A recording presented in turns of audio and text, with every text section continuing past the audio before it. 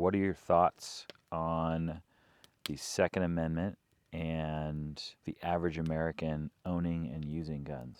Right off the top of my head, I think the Second Amendment guarantees all the others. Fundamentally, it's every American's right to keep and bear arms. I believe that.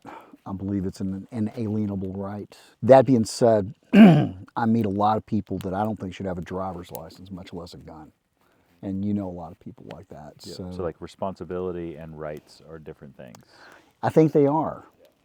And I think that gun ownership is both. And I don't think there's a good or easy answer. You know, we've talked about a training requirement to own or carry guns. I think that's a good idea, but I think it might very well violate a right. It does. The document doesn't grant you rights.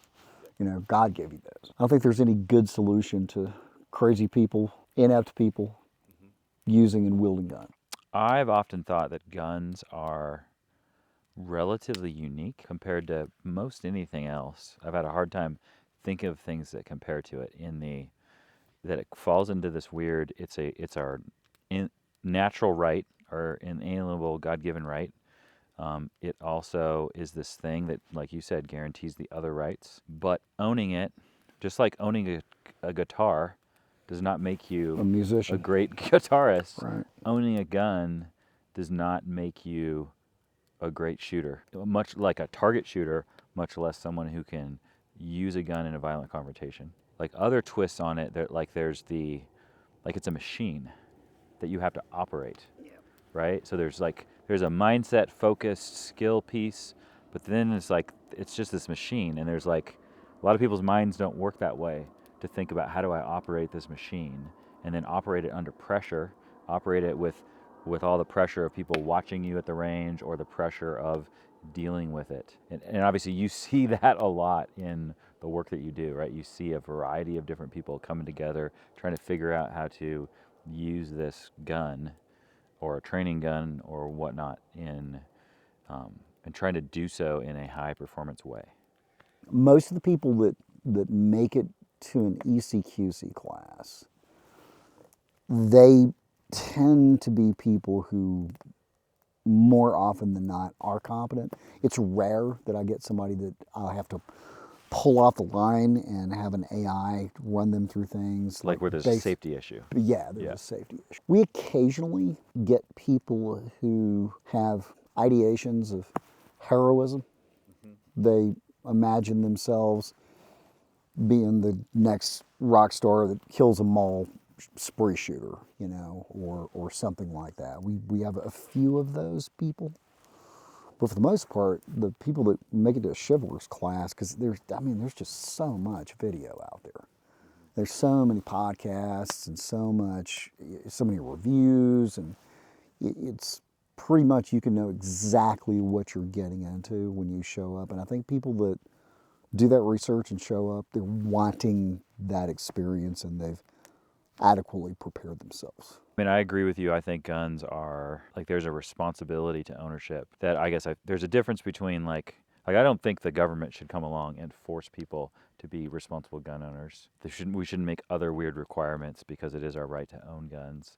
But, I mean, there's always, like, morality and the law are not necessarily the same thing. Yeah, well, law is supposed to be based on morality. Yes, but it's not called a moral system. It's called a legal system. Yeah, there's other moral things that are outside of the context of civil law, right?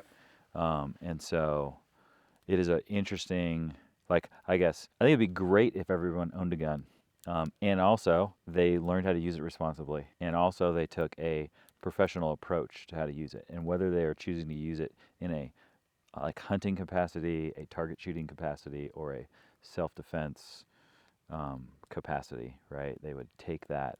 And I guess my journey with that has just been interesting to see training different people.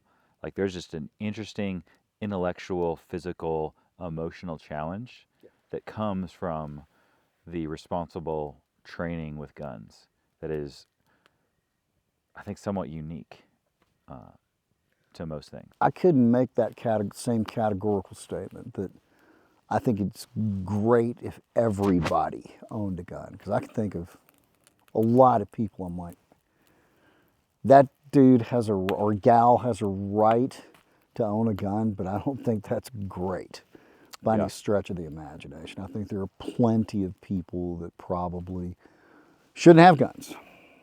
They shouldn't have guns.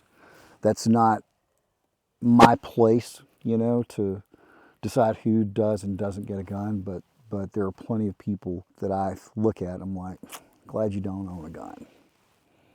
Plenty of people with impulse control Yep. issues who act out with inappropriate behavior, and it's like, man, what if that guy in his temper tantrum did have access to a handgun? And again, I'm not the one that says, I'm not the one that gets, and I don't want there to be anybody that says, yeah, this guy can have a gun and this guy haven't. Yeah. I don't like that idea either.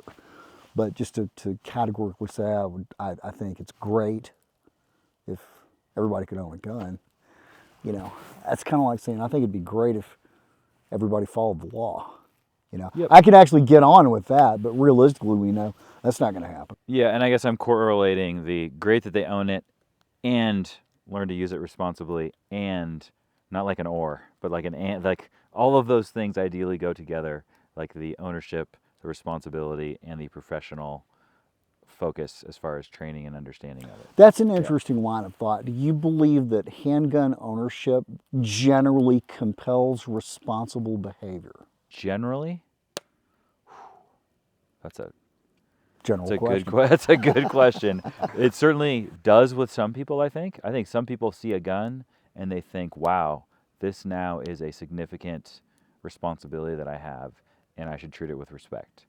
But there's a huge other groups of people that see it as like this is just a toy that I get to do whatever I want with it. Or a totem, Yep. a rabbit's foot, Yep. or something that they lock away in their house and never look at, Yep. like the fire extinguisher. Yeah. The ownership of it doesn't lead to responsible ownership for most people, but it'd be great if it did.